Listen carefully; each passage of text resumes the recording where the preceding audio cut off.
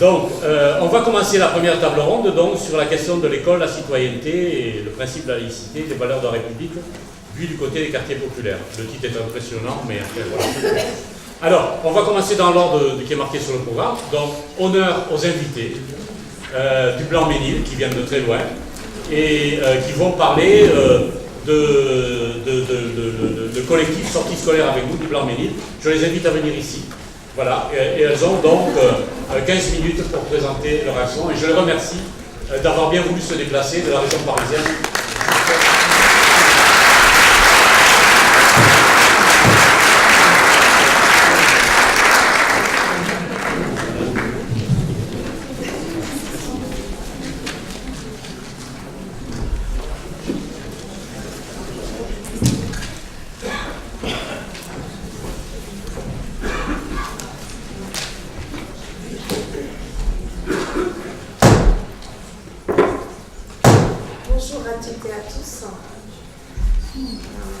Franchement, c'est la première fois.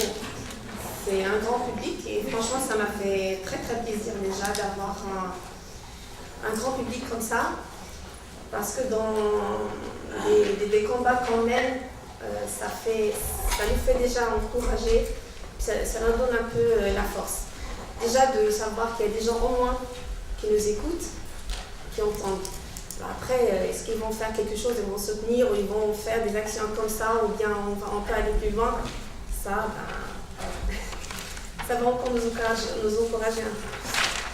Bon alors, nous on est un collectif des mamans qui portent le foulard, on s'est créé, bon, c'est pas seulement limité aux mamans qui portent le foulard, c'est un collectif qui s'est créé en 2012. Suite à la circulaire Châtel qui interdit aux mamans, surtout aux mamans voilées, d'accompagner leurs enfants en sortie scolaire, on s'est créé quand on est vu interdite. Surtout que cette interdiction, elle est venue comme ça, comment dirais-je, tout d'un coup. C'est-à-dire l'info, on ne nous a pas informés, on ne nous a rien dit. C'est venu du jour au lendemain. Et on s'est vu interdite différemment, c'est-à-dire on l'a su, chacune de nous, d'une manière ou d'une autre un peu plus violente, choquante, discrète, douce. Et puis on ne comprenait pas. Alors personnellement, on m'a dit, voilà, je me suis proposée pour une sortie scolaire pour mon dernier enfant. On m'appelle la veille pour me dire... voilà, si vous pouvez camoufler votre voile. J'ai dit comment ça camoufler, j'ai toujours accompagné comme ça. Elle me dit oui, mais vous savez, maintenant il y a une loi qui interdit, voilà, si vous pouvez le faire discrètement, ça serait bien. C'est vrai que je n'ai pas trop cherché à comprendre une loi, c'est une loi. Peut-être moi j'ai été emportée un petit peu par la vie quotidienne, les enfants, les problèmes quotidiens, et puis que je n'ai pas fait attention. Bon, je vais m'informer. Bon, je n'ai pas cherché à comprendre. Le lendemain, je me suis présentée à la sortie. Et puis, ce que je vois, il y avait d'autres sorties. C'était dans la Cité des Sciences à Paris. Et qu'il y avait des mamans voilées qui accompagnaient. Et puis là, c'était pour moi un choc. Je me suis dirigée vers la directrice. J'ai dit, vous m'avez dit de camoufler. Alors, ce que je vois, ça aurait été une loi. Ça aurait été appliqué. Elle me dit, écoutez, elle vient de sortir, on commence à l'appliquer, écoutez, on discutera plus tard. En rentrant, on a la chance d'avoir un centre social, on se retrouve, les parents, on discute autour de tout, des petites sorties pour les enfants, des petits projets qui concernent les habitants du quartier. C'est là où on s'est rencontrés, et puis le sujet, on s'est retrouvés, chacune de son côté, à parler de ce qu'il a entendu, de ses émotions, de l'incompréhension. Et là, on s'est rendu compte qu'il y a quelque chose qui se préparait, on se posait des questions. Et depuis, c'est là où était le premier pas de créer un collectif. Alors, la maison du quartier, c'est vrai qu'elle nous a beaucoup aidés, parce que, tout au début, nous, déjà, à Blanc-Ménil, c'est une banlieue qui est déclarée zone sensible. Et voilà, alors déjà on habite dans une banlieue, une cité qui est un peu, on en parle à la télé. On est des femmes et on porte le voile, musulmanes, issues d'immigration, ça fait beaucoup de choses. Alors là franchement, et puis on sait que le début ça va être très très difficile. Le combat, ça va être très difficile. C'est pas qu'on ne savait pas comment s'organiser, comment la volonté est là. On sait qu'on ne va pas se taire. Là, c'est vraiment la goutte qui a fait déborder le vase. Et puis, ça commence à toucher nos enfants. Le travail, on l'a laissé de côté parce que, bon, après, oui, le voile, c'est vrai, on a fait le choix de le porter. Après, on accepte, on assume. Mais arriver à nous exclure de la vie scolaire de nos enfants, surtout que ça a toujours été le cas d'accompagner les grands enfants qui ont, ça fait des années en arrière. Au jour d'aujourd'hui, parmi le collectif, il y a des mamans qui ont des enfants aujourd'hui qui sont âgés de 20 ans, 25 ans. Voilà, là on a dit stop. Alors on a créé notre collectif. C'est là on a pu rencontrer M. Olivier Noël, Myriam Matari, Saïd Boumama, c'est-à-dire voilà, on commence, c'est un petit encadrement à parler de ce qu'on a. À l'époque, on parlait beaucoup, on parlait tout à la fois, tellement on avait des choses à dire, ça n'arrêtait pas. Et puis, c'est là qu'on commence à s'organiser. Alors, on a passé tout de suite aux actions, pour ne pas voilà, je vais essayer de ne pas être trop longue. Je vous le dirai de toute façon, 5 Oui, minutes tout à avant fait, la fin. Voilà. Mais merci, voilà, merci. alors on a commencé à mener des actions. On a ouvert un dialogue avec l'inspection du Blanc-Ménil. Bon, un peu la sourde d'oreille. On a organisé un rassemblement devant l'éducation nationale à Bobigny. Le DAZEL, on a rencontré le DAZEL qui a un peu essayé de nous passer un peu la pommade. C'est-à-dire, oui, on voulait s'accompagner, mais bon, il n'y a pas d'écrit. Et puis ça reste cas par cas. On a posé la question, ça veut dire quoi cas par cas? Bien sûr, ça revient à la décision. La décision, ça revient aux enseignants ou aux directeurs. C'est-à-dire, quand ils voient qu'une personne n'est pas apte, entre parenthèses, apte à accompagner, et quand par hasard, du jour au lendemain, cette personne passe d'une situation apte à inapte, voilà, malheureusement, il faut accepter. Bon, et c'est vrai, c'est cette fameuse phrase qui a, c'est la grande confusion après. Bon, il faut dire que ça, quand même, ça a débouché un peu la situation. On a vu que cette situation a été débloquée sur d'autres écoles, mais la situation est toujours bloquée quand même. Alors, en 2013, c'est là où c'était vraiment, l'interdiction était presque générale. Alors, on commençait à mieux s'organiser, à essayer de taper un peu plus fort. Et on a organisé, on a fait appel à un grand rassemblement devant l'éducation nationale, l'éducation nationale, au ministère de l'Éducation. Et suite à ça, on a été reçu par le directeur du cabinet c'était à l'époque Monsieur Vincent Pénon. Voilà. Et puis, tout de suite après, ça a changé de ministre. Et puis maintenant, c'est la ministre Najat Vallaud-Belkacem qui a pu tout de suite après se prononcer sur la grande décision. C'est-à-dire, bon, mais c'est toujours la situation, c'est la même chose. Qu'on nous répétait à chaque fois, ça reste, si vous voulez, oui, ouvert mais confuse. Il n'a pas tranché en fait. L'interdiction est toujours là. Nous, on continue, on sait que voilà, ça ne va pas nous décourager, on ne baisse pas les bras. Pire encore, on commence vraiment à s'organiser et à se rejoindre à d'autres associations. On élargit un peu les actions, on se rejoint aux associations qui travaillent sur les difficultés scolaires, l'échec scolaire, tous les problèmes qui concernent surtout Blanc-Ménil. Il y a du pain sur la planche. Et puis voilà, et comme on disait tout à l'heure, on a toujours entendu des professionnels qui parlent à notre place. Et puis c'est pas qu'ils ne le font pas bien, mais bon, on n'est pas mieux servi que par soi-même. Et puis voilà.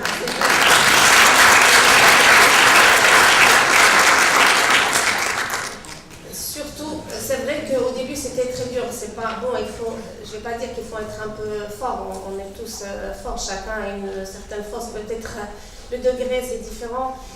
Mais parce que, comme j'ai dit tout au début, on est femmes, issues d'immigration, porter le voile. Puis c'est une image qui n'est pas très, très brillante. Hein. Et puis quand on est dans, je me rappelle, aux centres sociaux, c'était le congrès des centres sociaux à Lyon. C'était notre première intervention.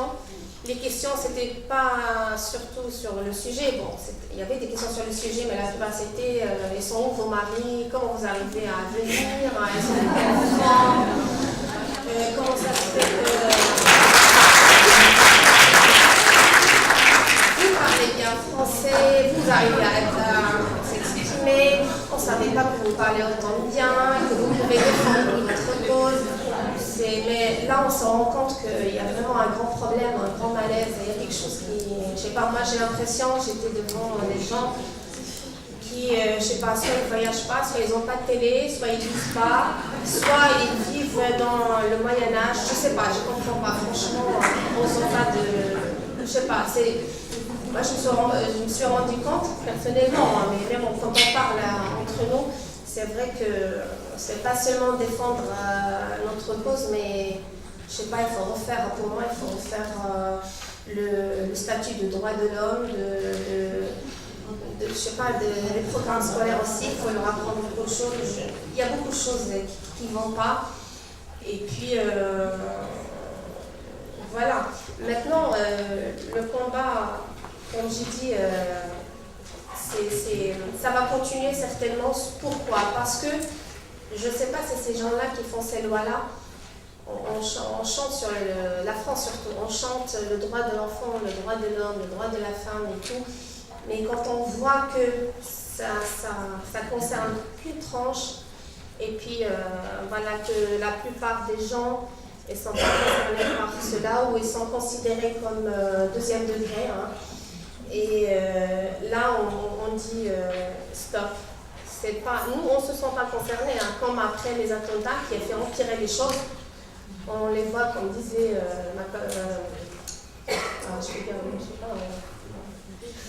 Madame Benamar, on ne se sent pas concernés. C'est vrai que des gens qui font des bêtises, ça existe partout, dans toutes les religions, dans toutes les races. On ne se sent pas concernés. C'est des gens qui ne représentent pas. Et puis, mais ils essayent de tout mélanger. Je ne sais pas est-ce qu'ils se rendent compte ou ils le font exprès. Nous aussi, on a beaucoup de questions, on pose beaucoup de questions. Et puis, on veut qu'on nous entende, qu'on nous donne le temps de nous expliquer. C'est pas qu'on ne comprend pas, mais on a l'impression que c'est un dialogue de sourds qui s'est installé. Et ça joue beaucoup sur nous, nos enfants. Et puis les enfants, surtout après les attentats, il y avait des débats chez nous tous les jours. Et des fois, on ne sait pas comment répondre aux enfants. Et là, je laisse Madame Benamar et Madame Brico a parlé. Je ne vais pas prendre toute la parole parce qu'on a tellement des choses et on commence à parler, on ne va pas en finir.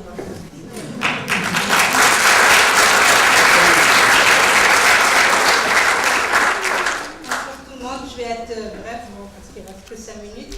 En fait, c'est vrai qu'il faut vraiment être dans la situation pour sentir comment ça se passe. Parce que moi, quand j'ai ramené mon fils pour une heure d'adaptation pour sa première année de maternelle, et la directrice en face de moi qui me dit « Ah ouais, en fait, je voulais vous prévenir, Madame, parce qu'elle me connaît très bien, parce que j'ai eu 3 enfants, ils ont été dans son école et tout, il n'y avait pas de problème. » Elle me dit « Oui, il faudra, à partir de maintenant, il faudra pour les sorties scolaires, il faudra faire en sorte que, à la garder un silence, après elle me dit « Ouais, qu'on ne voit pas que vous êtes musulmane et tout. » Alors bon, moi, dans ma tête, sur le coup, j'étais en train de me dire « Mais comment je vais faire ?»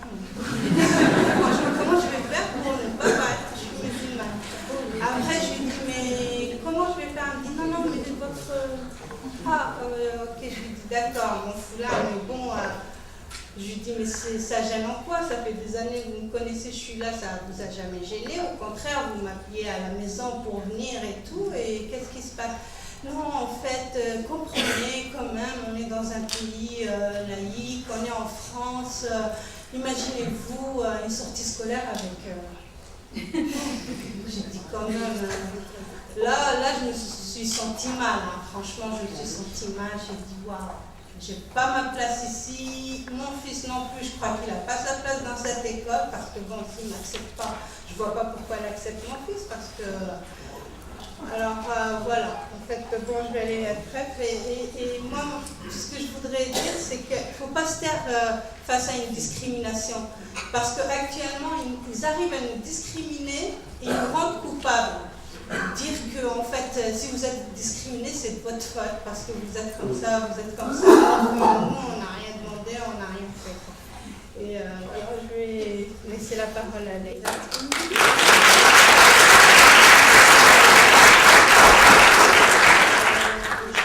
Moi, je voulais parler surtout du traumatisme que cette circulaire a laissé sur nos enfants et sur nous-mêmes. Moi, je vais prendre mon cas. Jusqu'à présent, malgré que là où j'habite, parce que j'ai déménagé du Royaume-Uni, on m'a autorisé à accompagner mon fils. Et jusqu'à présent, je ne peux pas le faire. Ça m'a fait un blocage que je n'arrive pas à comprendre, parce que moi, je n'ai pas démissionné de la vie scolaire de mon fils. J'ai l'impression qu'il m'a renvoyé sans rien à faire. Et ça, pour reprendre maintenant, c'est très très dur. Et là, en se basant sur la laïcité, parce que maintenant pour tout, c'est la laïcité, au nom de la laïcité. Et je ne vois pas comment la laïcité qui a un autre sens vient faire, comment on se sert de la laïcité justement pour séparer les mères de leurs enfants et les mères de la vie scolaire des enfants. Voilà, moi c'est surtout pour ça. Il y a beaucoup de mamans qui ont souffert de cette circulaire. C'est vrai, on se bat et tout, mais ce qu'elle a fait comme dégâts est très très important. Peut-être on dit oui, c'est qu'une sortie scolaire, c'est rien, c'est pas grave, on va sortir sans vous, avec vous. Mais la discrimination a été tellement injuste parce qu'on n'a pas compris, et j'ai pas compris jusqu'à présent, pourquoi la circulaire, pourquoi on a fait cette circulaire. Alors que moi, mes enfants, ils sont grands, je les ai toujours accompagnés avec mon foulard, il n'y a jamais eu de problème. Au contraire, c'était des sorties conviviales, des sorties où on était heureuse de faire les sorties avec les enfants. On était là à attacher les lacets, à remettre les manteaux. On n'a jamais parlé de prière, on ne s'est jamais arrêté devant les mosquées. Et je ne vois pas pourquoi, du jour au lendemain, on ne nous accepte plus parce qu'on porte le voile. Voilà, c'est surtout ça.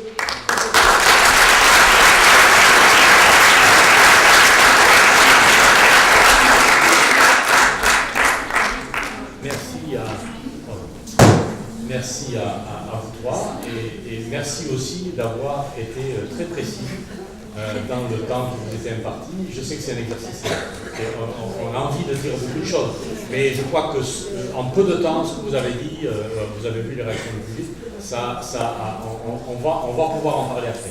Merci beaucoup.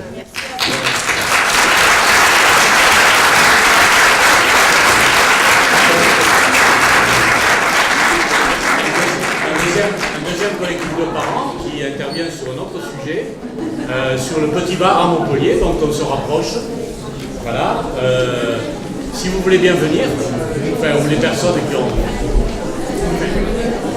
Comment vous êtes organisés? S'il vous plaît, ne vous déconcentrez pas.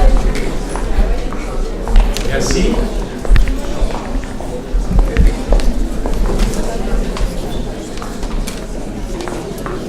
Oui.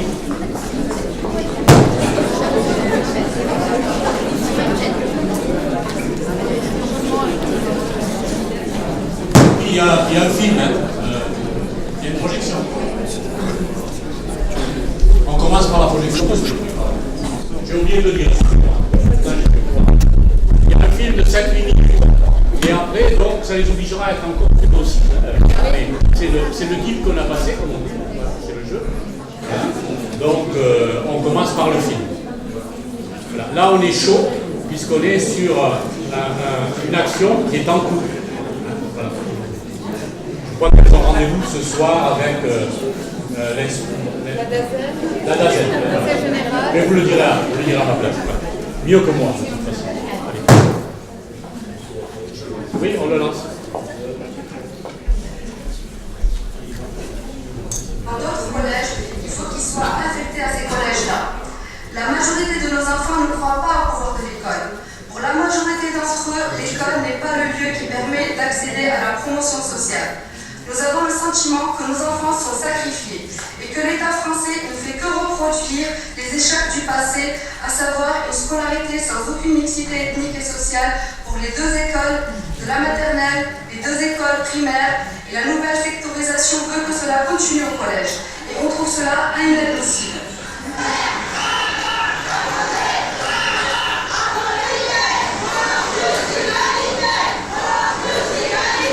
Le sentiment d'appartenance à la République ne peut se construire dans un ghetto. C'est le sentiment d'abandon et de discrimination qui est présent dans cette zone urbaine très sensible. Il reste de faire le nid de toutes sortes d'extrémismes et aussi d'un repli communautaire exacerbé. Dis-moi, pourquoi tu remplis cette dérogation? Je remplis cette dérogation pour que les enfants ils ont la même chance que les autres écoles. En plus, je veux la mixité et la dérogation.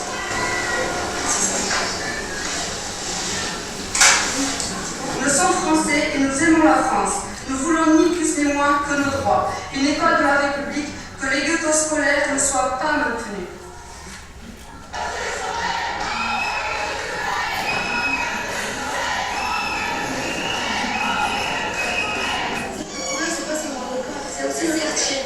C'est pas, on ne parle pas juste de l'école, parce que je crois que c'est un ensemble de l'appréhender. Et malheureusement, les écoles ne le font pas assez. Alors, on va donner un mouvement pour régler les problèmes du quartier et de l'école. Parce que ça va ensemble. D'accord. Alors, quartier, école. Voilà. La dernière liste que j'ai vue, on avait parlé qui permettait de réunir toutes les institutions, etc. Là, c'est plus l'actualité. En même temps, parce qu'il y a un fil.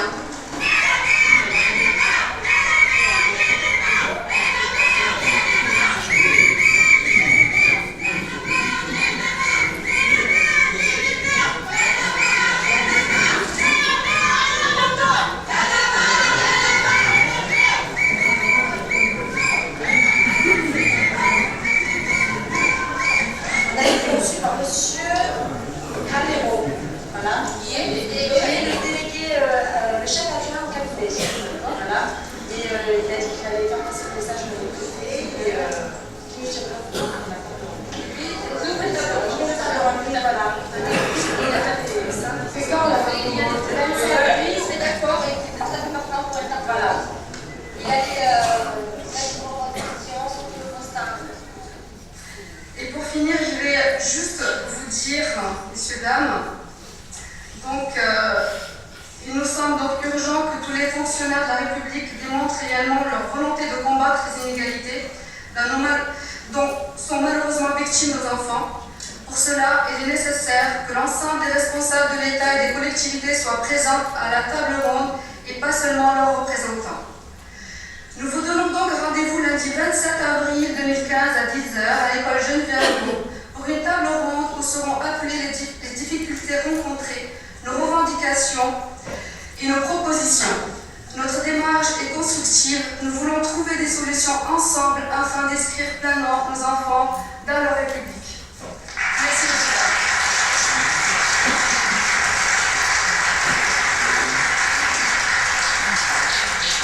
Si vous avez des questions, on est là. On posera les questions dans l'évocation. Donc voilà, vous avez eu un engagement, vous êtes allé au-delà de ce que nous avions dit, mais c'est normal, venez demain.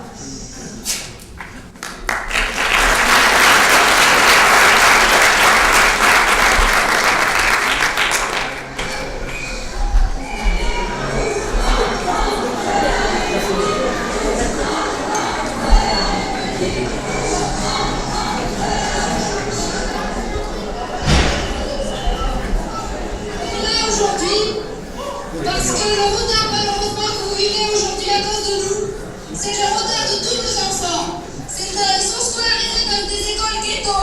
Et ça depuis des décennies. Il a fallu aujourd'hui qu'on dérange tout le monde pour être écouté. On a essayé de tous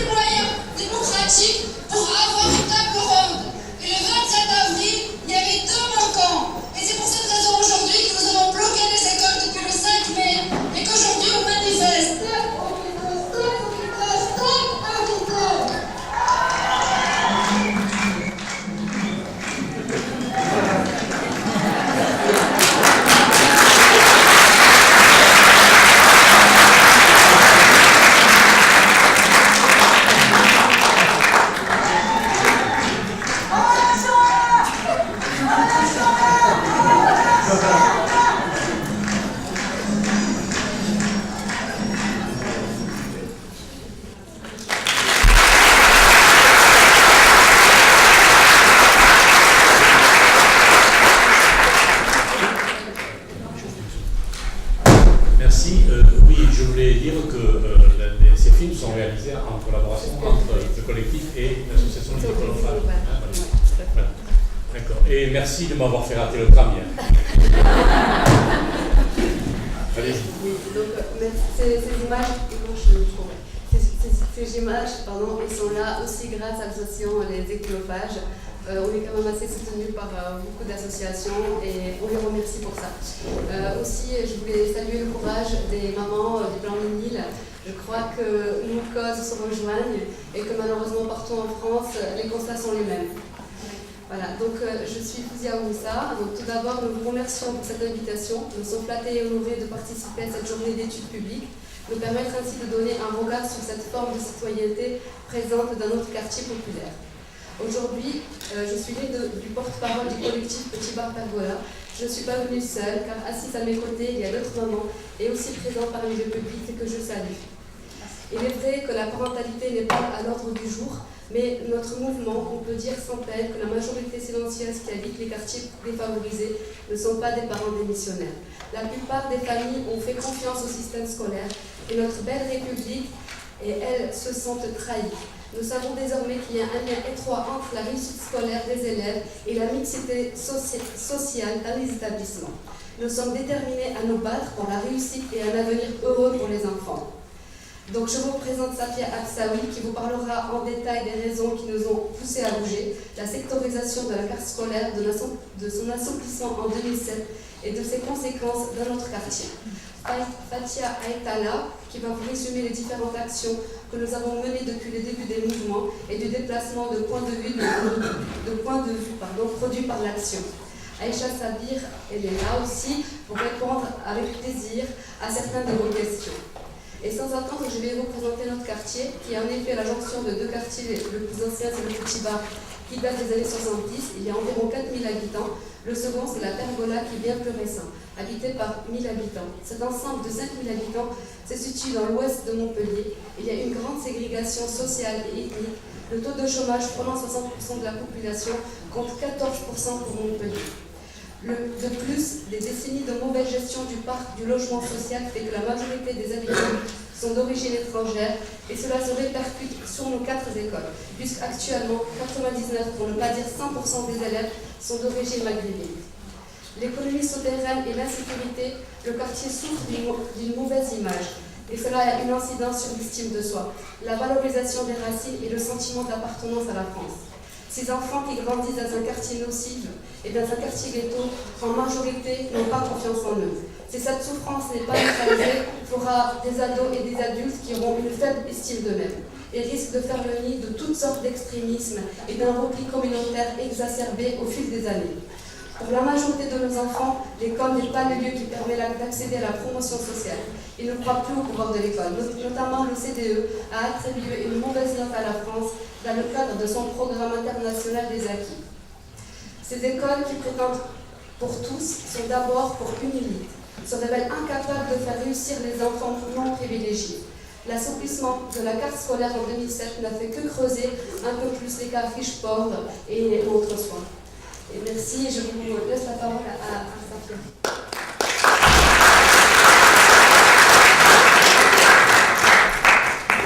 Bonjour à tous et à toutes. Bonjour à toutes et à tous. Merci Fouzia pour cette présentation. Donc, depuis une dizaine d'années, nos enfants allaient au collège Rabelais, un collège